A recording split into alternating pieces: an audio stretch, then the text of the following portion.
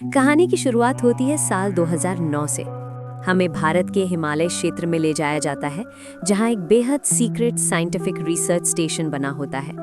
यहाँ पर काम कर रहे होते हैं डॉक्टर सत्या नाम्बियार, एक ऐसे वैज्ञानिक जो ज्यादा बोलते नहीं, लेकिन जो देखते हैं वो नजरअंदाज भी नहीं कर पाते। एक दिन जब वो रोज की तरह धरती और सूरज से जुड़ा डेटा चेक कर रहे होते हैं, तभी उनकी नजर एक अजीब रीडिंग पर जाती है। पहले उन्हें लगता है शायद मशीन में गड़बड़ है। वो सिस्टम रीचेक करते हैं, लेकिन रीडिंग और भी ज्यादा डरावनी हो जाती है। Solar climax. सूरज के उस हिस्से में एनर्जी का लेवल असामान्य रूप से बढ़ चुका होता है और ये एनर्जी सीधे धरती के अंदर पहुंच रही होती है। डॉक्टर सत्या धीरे धीरे समझ जाते हैं कि धरती का कोर धीरे धीरे गर्म हो रहा है। अगर ऐसा ही चलता रहा तो धरती की टेक्टोनिक प्लेट्स कंट्रोल से बाहर हो जाएंगी। भयानक भूकंप, ज्वालामुखी विस्फोट और पूरा प्लैनेट एक के बाद एक टूटता चला जाएगा। ये सब समझते ही वो बिना वक्त गवाए अपने हायर अप्स को कॉल करते हैं। उनकी आवाज में डर होता है, लेकिन सामने वाले इसे सिर्फ एक साइंटिफिक थ्योरी समझते हैं। उसके बाद ये जानकारी अमेरिका की सरकार तक पहुंचती है। वहां के टॉप साइंटिस्ट्स इस डेटा को कई बार एनालाइज करते हैं और हर बार नतीजा वही निकलता है, दुनिया खतरे में है। राष्ट्रपति के साइंस एडवाइजर एड्रियन हेल्म्सले जब ये रिपोर्ट देखते हैं तो वो चुप हो जाते हैं। उन्हें समझ आ जाता है कि ये तबाही टाली नहीं जा सकती, बस थोड़ी देर की जा सकती है। लेकिन यहीं पर सरकार एक ऐसा फैसला लेती है जो इंसानियत को हिलाकर रख देता है। वो तय करते हैं कि आम लोगों को कुछ भी नहीं बताया जाएगा, क्योंकि अगर सच बाहर आया तो दुनिया तबाही से पहले ही खत्म हो जाएगी। उसके बाद सरकार एक सीक्रेट प्रोजेक्ट शुरू करती है, इतना बड़ा, इतना महंगा और इतना डरावना कि उसका नाम तक कोड में रखा जाता है। अब कहानी हमें मिलवाती है जैक्सन कर्टिस से, एक आम आदमी, एक फेल्ड राइटर जो अब लिमोजीन ड्राइवर बन चुका होता है। उसकी जिंदगी में सब कुछ बिखरा हुआ होता है। पत्नी केट उससे अलग है, बच्चे उससे दूर रहते हैं, लेकिन वो अब भी एक अच्छा पिता बनने की कोशिश करता है। एक दिन वो अपने बच्चों नोआ और लिली को लेकर येलोस्टोन नेशनल पार्क जाता है। उसे क्या पता था कि यही जगह दुनिया की कब्र बनने वाली है। जमीन हल्के हल्के कांप रही होती है, झील का पानी उबलने लगता है और जानवर जान बचाकर भाग रहे होते हैं। यहीं पर जैक्सन की मुलाकात होती है चार्ली फ्रॉस्ट से, एक पागल सा दिखने वाला आदमी जो रेडियो पर चिल्ला चिल्ला कर सच बोल रहा होता है। चार्ली बताता है कि सरकार ने हमें धोखा दिया है, बहुत बड़े जहाज बनाए जा रहे हैं और सिर्फ चुनिंदा लोग ही बचेंगे। जैक्सन पहले हंस देता है, लेकिन उसका दिल मानने को तैयार नहीं होता, क्योंकि धरती अब हिलने लगी है और ये तो बस शुरुआत होती है। जैसे ही चार्ली की बातें जैक्सन के दिमाग में घूम रही होती हैं, उसी वक्त जमीन जोर से हिलने लगती है। ये कोई हल्का झटका नहीं होता, ये ऐसा भूकंप होता है जिसे महसूस नहीं बल्कि डर के रूप में जिया जाता है। जैक्सन तुरंत अपने बच्चों को गाड़ी में बैठाता है और वहां से निकलने की कोशिश करता है, लेकिन रास्ते में जमीन उसके सामने ही टूटने लगती है। सड़कें दरारों में बदल जाती हैं, पेड़, गाड़ियां और पूरे के पूरे हिस्से जमीन के अंदर समा जाते हैं। जैक्सन गाड़ी को पूरी ताकत से भगाता है। पीछे जमीन टूट रही होती है और आगे सिर्फ एक सवाल होता है, क्या वो बच पाएंगे? किसी तरह वो वहां से निकल जाते हैं, लेकिन अब जैक्सन को यकीन हो चुका होता है कि चार्ली जो कह रहा था वो सच था। उसके बाद जैक्सन तुरंत अपनी पत्नी केट को कॉल करता है। वो उसे सब कुछ बताने की कोशिश करता है, लेकिन केट को लगता है कि जैक्सन घबरा रहा है। लेकिन तभी लॉस एंजलिस में भी जमीन हिलने लगती है, इमारतें झुकने लगती हैं, सड़कें फटने लगती हैं और लोगों में अफरा तफरी मच जाती है। अब केट को भी समझ आ जाता है कि ये कोई नॉर्मल भूकंप नहीं है। जैक्सन किसी तरह केट, उसके नए पति गॉर्डन और बच्चों को अपने साथ मिलाने में कामयाब हो जाता है, लेकिन शहर अब रहने लायक नहीं बचता। लॉस एंजलिस धीरे धीरे टूट रहा होता है। ऊंची ऊंची इमारतें ताश के पत्तों की तरह गिर रही होती हैं। हाईवे 2 हिस्सों में बंट चुके होते हैं और हर तरफ सिर्फ चीखें और डर होता है। जैक्सन सबको लेकर एयरपोर्ट की तरफ भागता है। वहां पहुंचकर उन्हें पता चलता है कि सारी फ्लाइट्स कैंसिल हो चुकी हैं, लेकिन एक छोटा सा प्लेन अब भी रनवे पर खड़ा होता है। जैक्सन बिना सोचे उसे उड़ाने का फैसला करता है। जैसे ही प्लेन उड़ता है, नीचे पूरा शहर जमीन में धंस जाता है और उसी पल लॉस एंजलिस हमेशा के लिए खत्म हो जाता है। उसके बाद कहानी सरकार की तरफ शिफ्ट होती है। हमें दिखाया जाता है कि दुनिया के बड़े बड़े देश अब इस सच्चाई से वाकिफ हो चुके होते हैं। समुद्र का पानी असामान्य तरीके से पीछे हटने लगता है, जो इस बात का संकेत होता है कि एक बहुत बड़ी सुनामी आने वाली है। सरकार का सीक्रेट प्लान अब तेजी से आगे बढ़ता है। हमें पता चलता है कि तिब्बत के ऊंचे पहाड़ों में विशाल आर्क्स बनाए गए हैं। ये आर्क्स इंसानियत को बचाने की आखिरी कोशिश होते हैं, लेकिन इनमें सिर्फ कुछ लाख लोगों के लिए ही जगह होती है। बाकी दुनिया अपने हाल पर छोड़ दी जाती है। एड्रियन हेल्म्सले इस फैसले से अंदर ही अंदर टूट चुका होता है। उसे पता होता है कि वो सही और गलत के बीच फंसा हुआ है। उधर जैक्सन और उसका परिवार अब एक नए खतरे का सामना करता है।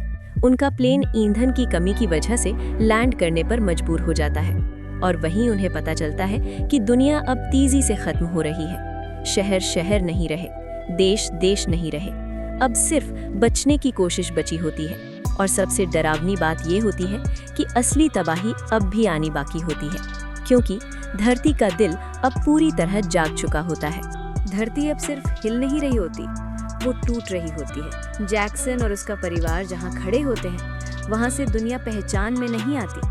शहर अब शहर नहीं रह जाते, सड़कें नदियों में बदल जाती हैं, और हर तरफ सिर्फ लोग भागते हुए नजर आते हैं। उसके बाद कहानी पूरी दुनिया में फैल जाती है। हमें दिखाया जाता है कि सिर्फ अमेरिका ही नहीं, बल्कि हर महाद्वीप इस तबाही की चपेट में आ चुका होता है। जापान में भूकंप की वजह से जमीन फट जाती है, ऊंची ऊंची इमारतें कुछ ही सेकंड में गिर जाती हैं। भारत, चीन, यूरोप, हर जगह धरती कांप रही होती है। लेकिन असली डर समुद्र से आता है। समुद्र का पानी अचानक बहुत पीछे हटने लगता है। लोग सोचते हैं कि शायद ये एक चमत्कार है, लेकिन जो लोग जानते हैं उन्हें समझ आ जाता है कि ये चुप्पी तूफान से पहले की होती है। कुछ ही पलों बाद समुद्र वापस आता है, लेकिन इस बार दीवार बनकर। एक विशाल सुनामी सब कुछ अपने साथ बहा ले जाती है। हमें दिखाया जाता है कि कैसे पूरे के पूरे शहर पानी में डूब जाते हैं। व्हाइट हाउस, जो कभी ताकत का प्रतीक था, वो भी समुद्र में समा जाता है।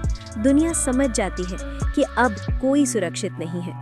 उधर सरकार का सीक्रेट प्लान अब अपने आखिरी स्टेज में पहुंच चुका होता है। तिब्बत के ऊंचे पहाड़ों में 3 विशाल आर्क्स तैयार खड़े होते हैं। ये आर्क्स इंसानियत को बचाने की आखिरी उम्मीद होते हैं, लेकिन इन तक पहुंचना लगभग नामुमकिन होता है। सिर्फ वही लोग जिनके पास पासेस होते हैं या जिन्होंने करोड़ों डॉलर दिए होते हैं, वही अंदर जा सकते हैं। एड्रियन हेल्म्सले इस सब को देखकर अंदर से टूट चुका होता है। उसे लगता है कि अगर इंसानियत को बचाना है तो सिर्फ अमीरों को नहीं, बल्कि अच्छे लोगों को बचाना चाहिए। वो एक बड़ा फैसला लेता है। वो तय करता है कि आखिरी वक्त में आर्क्स के गेट सबके लिए खोल दिए जाएंगे। लेकिन ये फैसला कई ताकतवर लोगों को नागवार गुजरता है। वो लोग सिर्फ खुद को बचाना चाहते होते हैं। उधर जैक्सन और उसका परिवार अब जान जाते हैं कि दुनिया में बस एक ही जगह बची है जहां बचने की उम्मीद है। वो जगह है आर्क्स। लेकिन वहां तक पहुंचना एक मौत से कम नहीं होता। रास्ते में उन्हें कई बार लगता है कि अब सब खत्म हो गया, लेकिन हर बार वो एक दूसरे के लिए खड़े रहते हैं। जैक्सन और उसका परिवार अब जान चुके होते हैं कि अगर कहीं जिंदा बचने की उम्मीद है तो वो सिर्फ एक जगह है, आर्क्स। लेकिन वहां तक पहुंचना एक साधारण सफर नहीं होता। किसी तरह वो लोग चीन पहुंचते हैं, लेकिन यहाँ भी हालात बेहद खराब होते हैं। सरकार और सेना आर्क्स को सुरक्षित रखने में लगी होती है। गेट बंद होने की तैयारी चल रही होती है। जिनके पास पासेस होते हैं वो अंदर जा रहे होते हैं, बाकी लोग बाहर ही छूट रहे होते हैं। जैक्सन का परिवार किसी तरह अंदर घुसने की कोशिश करता है। वो लोग किसी तरह आग के अंदर पहुंच जाते हैं। उधर आर्क्स के गेट बंद किए जा रहे होते हैं, लेकिन तभी एक बहुत बड़ी तकनीकी समस्या खड़ी हो जाती है। आग के दरवाजे पूरी तरह बंद नहीं हो पाते और बाहर समुद्र की एक विशाल लहर पहाड़ों की तरफ बढ़ रही होती है। अगर दरवाजे बंद नहीं हुए तो पूरा आग डूब जाएगा। एड्रियन हेल्म्सले ये सब देख रहा होता है। उसे याद आता है कि उसने पहले क्या कहा था कि अगर इंसानियत को बचाना है तो डर से ऊपर उठना पड़ेगा। वो आदेश देता है कि बाहर फंसे लोगों को अंदर आने दिया जाए। ये फैसला कई लोगों की जान बचाता है, लेकिन खतरा अब भी टला नहीं होता। आग का मैकेनिज्म जाम हो चुका होता है और पानी तेजी से अंदर आने लगता है। कुछ लोग अपनी जान जोखिम में डालकर मशीन को ठीक करने जाते हैं। ये पल पूरी फिल्म का सबसे तनावपूर्ण पल होता है, क्योंकि अब या तो इंसानियत बचेगी या सब कुछ खत्म हो जाएगा। आर्क के अंदर हर किसी की सांसें थमी हुई होती हैं। बाहर समुद्र की विशाल लहर पहाड़ों से टकराने ही वाली होती है और अंदर मशीनें अभी भी पूरी तरह काम नहीं कर पाती। पानी तेजी से अंदर घुस रहा होता है, हर सेकंड कीमती होता है। कुछ लोग अपनी जान जोखिम में डालकर आग के मैकेनिज्म को ठीक करने की कोशिश करते हैं। हर किसी के मन में एक ही सवाल होता है, क्या हम बच पाएंगे? आखिरकार भारी मेहनत और हिम्मत के बाद दरवाजे पूरी तरह बंद हो जाते हैं और उसी पल समुद्र की भयानक लहर पूरे आग से टकराती है। पूरा आग हिल जाता है, लेकिन आर्क टूटता नहीं है। वो लहर धीरे धीरे गुजर जाती है और अंदर मौजूद लोग जिंदा रह जाते हैं।